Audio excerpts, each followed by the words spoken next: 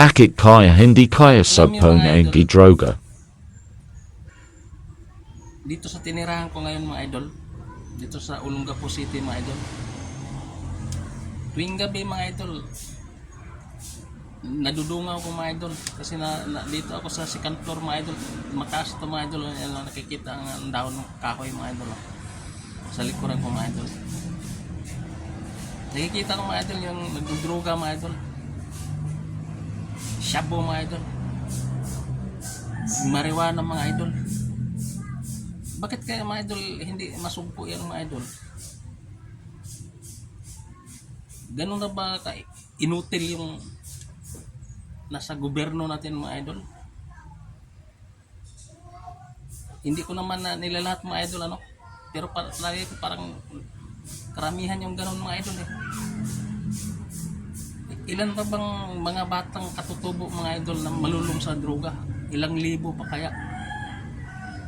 Ilang pang krimen na dadaan bago masugpo yan mga idol?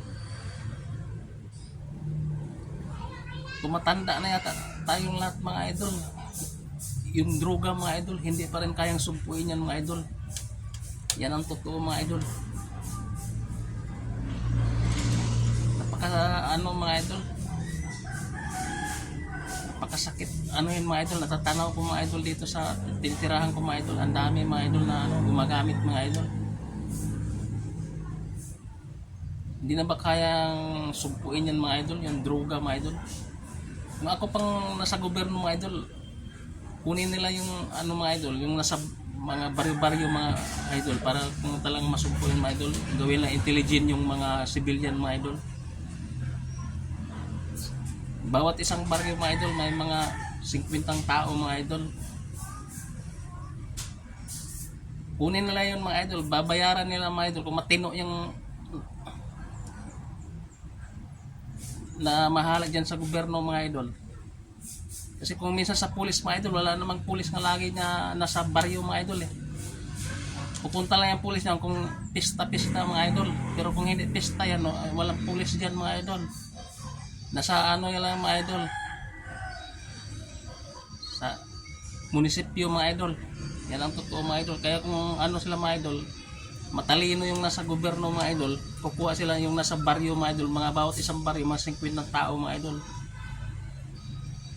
Kung kaya lang pasahurin mga idol, siguro mga idol sa pasahurin nila kahit mga 7,000 isang buwan mga idol, may papayag na dyan mga idol. Gawin lang intelligent mga idol. Baka isa na akong pumapasok doon mga idol kasi galit ako sa mga taong nagagamit dyan mga idol.